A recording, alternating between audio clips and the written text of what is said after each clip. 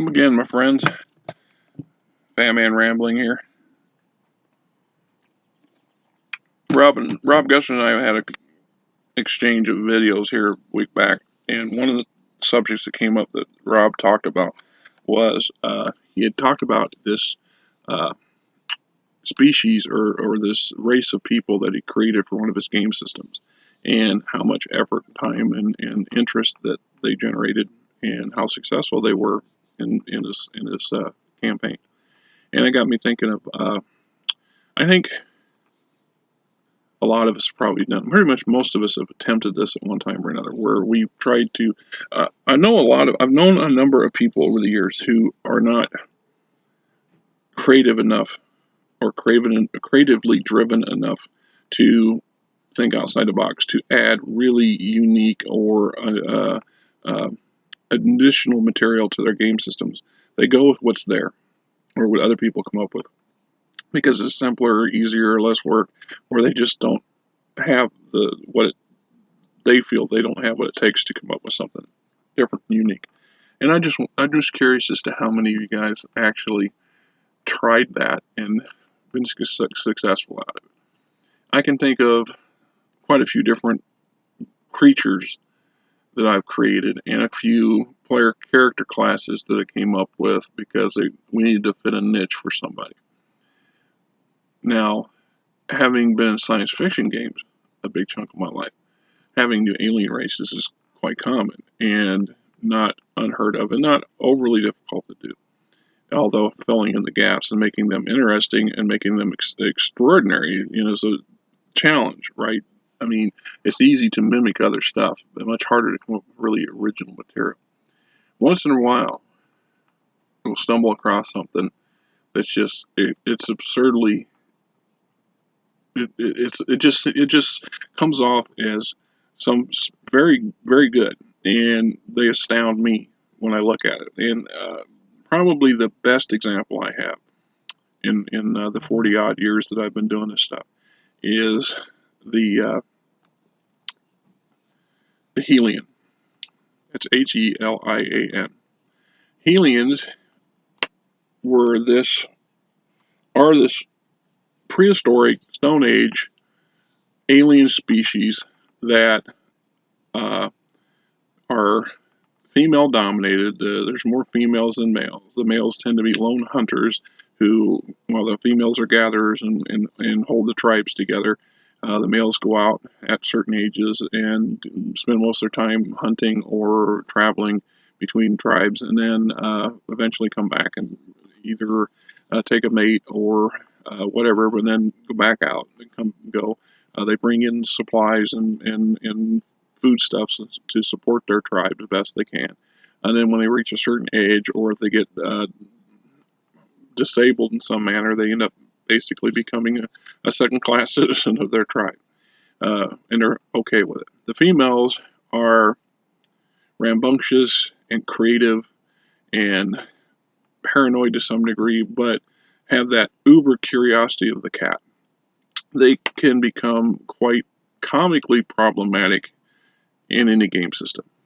One particular character comes to mind, and her name is Torny, and she and her species plays a small role in my ongoing series of would-be novels that I've yet to see published.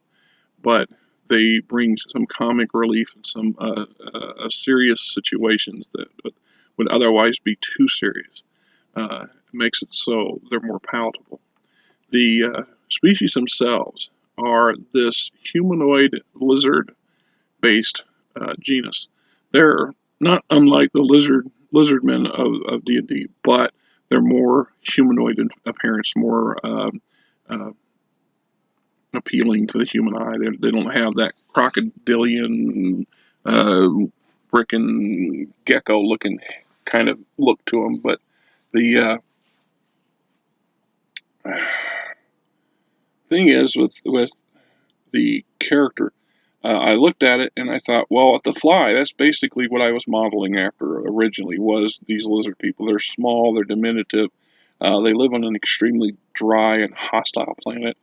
And I do mean hostile. It's a very difficult place to survive any length of time.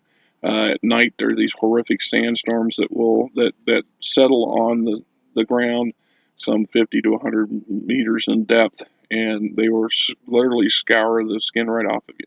And even the hide off of the Helians, they have a limited amount of survival rate.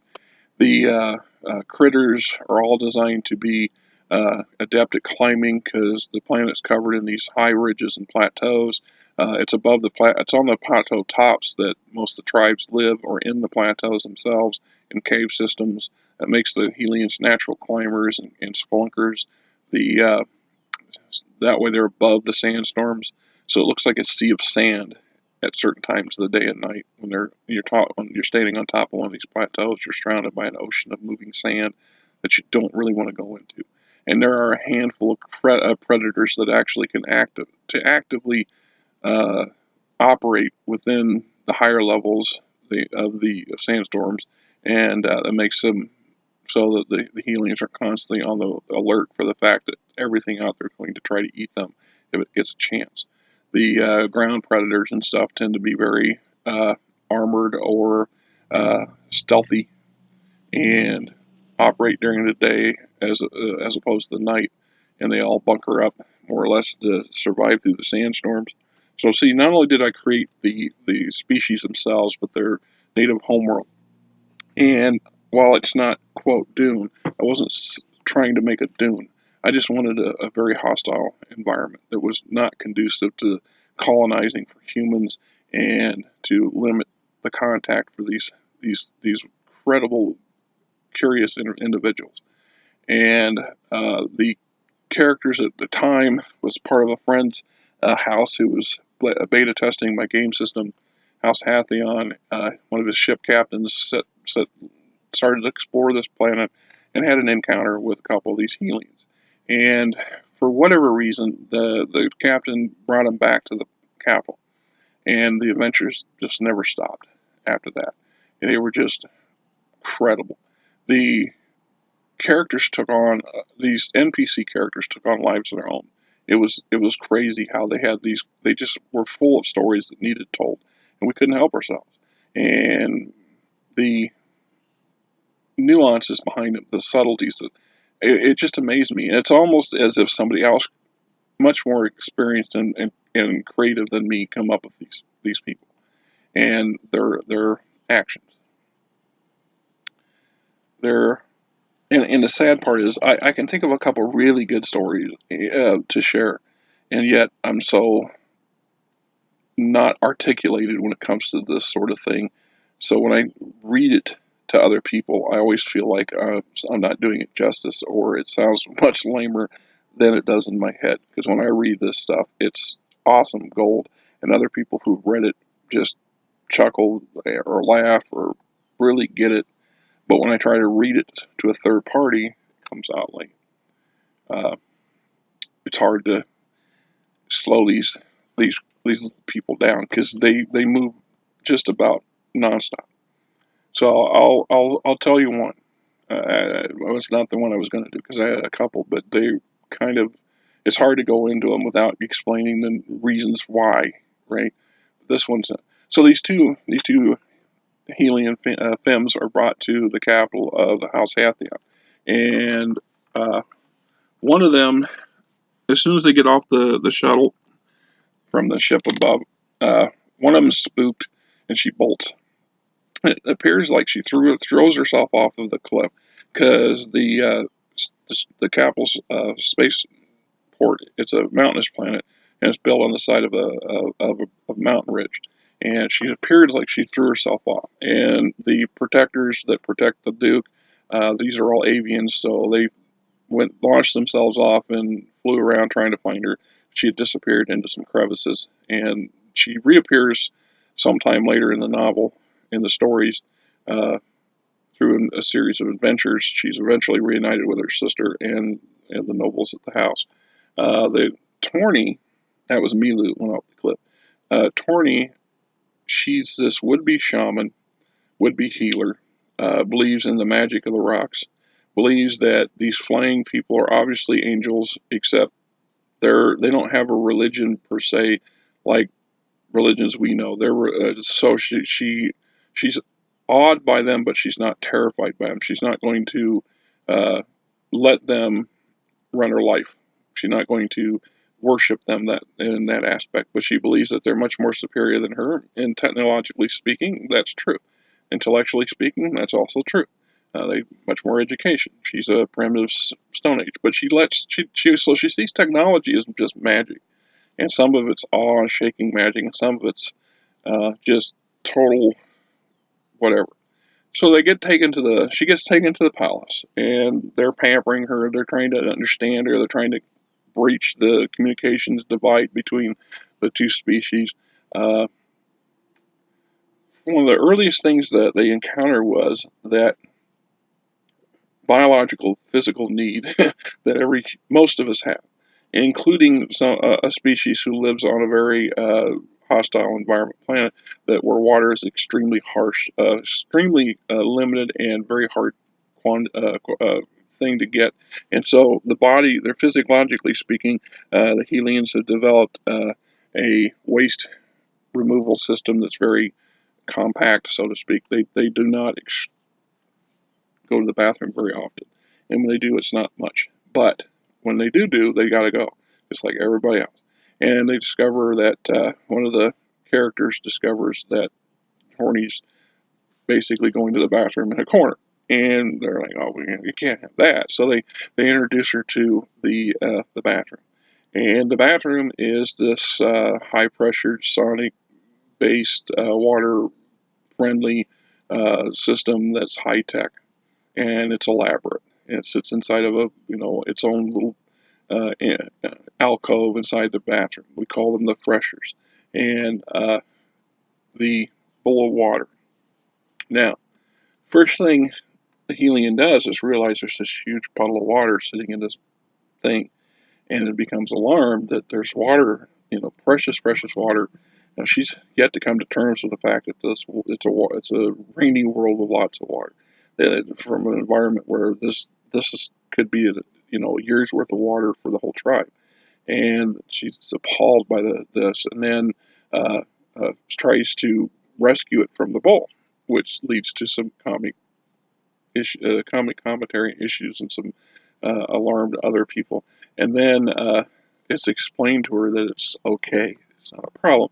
And in her head, this must be some kind of this is the god's altar or something, so they should worship the great water. And they discover her doing this, and they go back and try to explain to her that's not the purpose of the toilet. And she starts she titles it the Formula, which is the loosely related translated to the gods reservoir or something to that effect. And they show her the Amel, he's the house lord. He shows her how to flush. Hit the little button on the side of the wall, and then this thing goes whoosh, and spins, and she freaks. She freaks. She almost launches herself to the ceiling, and then panics when the water starts to go down the drain. She's running after, trying to grab her, and they're just trying to. They don't know what to do to try to get her to understand that it's okay. More water coming in, and she's just frantically trying to scoop the water out, but she's got nowhere to put it. She's trying to, it gets really frantic, and that's when she titles it the Formula Fush, she says. And this amusing issue gets retold and retold by the palace staff, and then makes it out into the public. And the aviaries become enamored by the Helians to a very extreme degree. They look after them. They look at them as their wards of the state, so to speak, and the whole species is to be admired and protected. And so the scenario plays out that way. The some chapters later, if you want to go that way, there's an incident where organ harvesters find Helos, and there's a handful of the house has got a small warship in orbit to maintain a protective zone that's supposed to, by imperial law, prevent other parties from coming in and exploiting or trading or interacting with whatever's on the surface. and the house maintains a small cadre of rangers in a hidden hide on the planet with the intentions of being as inintrusive as possible and to try to not directly affect these very impressionable aliens, because everything that they've encountered, that the handful that they brought to the capital, starting with Torny and Milu, have radically changed them. And everything, they adapt quite fast. Is not that they're tech savvy or highly educated by any means, but they learn that gods have tools, and the tools are tools, and it doesn't matter if it's a rock or if it's a blaster. Although, you know, there's creative uses. So the house gets creative. For example, like I said, Horny's a shaman, and she carries a bag of magic rocks, and they're just stones. They're just sand blasted stones. And but to her and her people, these stones and their different patterns and stuff represent tools and magic, potential magic talismans. So, for example, when one of the house members of the house gets sick, she comes up and sets this stone on their chest, and don't leave it there, don't move it, because it will draw the evil vapors out of your chest or whatever, and it won't do nothing. It doesn't do nothing. Well, one of the tech savvy people for the house come up with the idea of, well, you know what? What if we got a healer? We take a medipack and we conceal it in the shape of a stone and give it to them. So now the healings have an actual magic stone that actually does heal and do things. And this is the beginning of the gradual modernization of these people. Very slim. The healing's primary weapons are a sling. They use a sling made out of leather, hide, and rocks. And, well, somebody come up with an idea. Well, we can't give them explosive devices. We can't give them firearms. But what if we make a stun rock, a stunner? We'll take a stunner, conceal it as a rock, call it the stun rock, and then we'll teach them to take this special piece of leather this special shiny piece of leather, and set it out out in the open when the sun's up, and set these magic stones on this basically a reflective recharging device so that they can be recharged. So now they've armed these already quite adaptive and potentially dangerous aliens with some hidden technology that becomes problematic to some of their house foes later on, and leads to other interesting and somewhat amusing situations. Uh, Not even mentioning the first time that one of them messed with the stone and set it off the wrong way and stunned themselves. So you can see how much we start out with. I started out with a very small idea, and it grew, and they grew themselves to some degree, because you just wanted to. The first thing led to the next thing, and then we wanted to know more. I wanted to know more. My friend wanted to know more. Who I collaborated with on some of these stories. It was his house. The other people we shared the story with laughed and said, we want to hear more. And so we incorporated them into the novels to various degrees of success. And as a matter of fact, one of the most tragic situations is where one of the young Helians gets killed.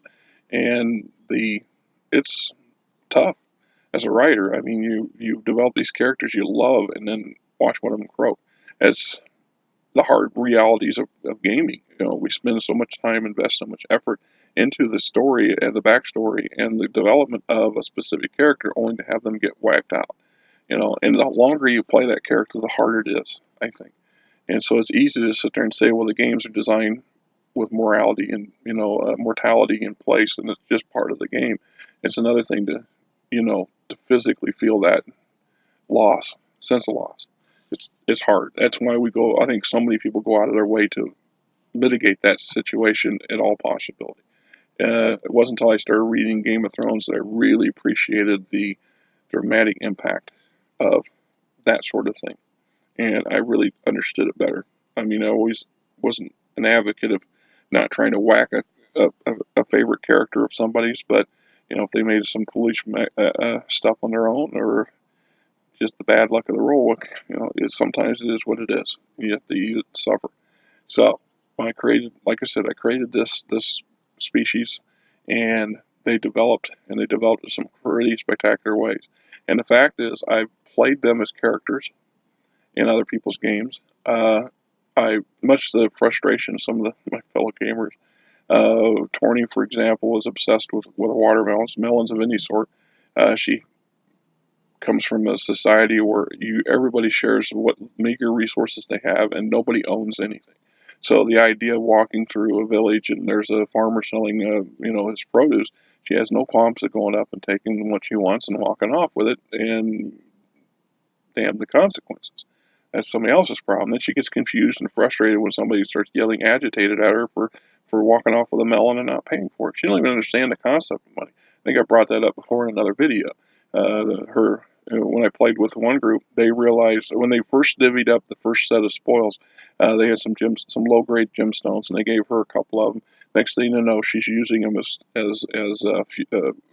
ammo for her sling, and they're appalled. Well, you can't throw a 50 gold piece. You can't, use a 50 gold piece gemstone as shot. And she's, oh, I'm not gonna have that. Yeah, so it's much hard rock. See, hard rock. So they started not giving her the the good stuff. She had no concept of what it was for and what it was to be used. And it just led to that scenario. So I like to hear about it. I like to hear about it. I like to hear, the success and failures other people have of making these other race. This isn't a character, mind you, of an existing race. This isn't a favorite character. This is an actual species that didn't exist in whatever game system you favored, and you as a GM came up with it, and it went somewhere much further than you thought it would go. I'm just curious. What was your success failure?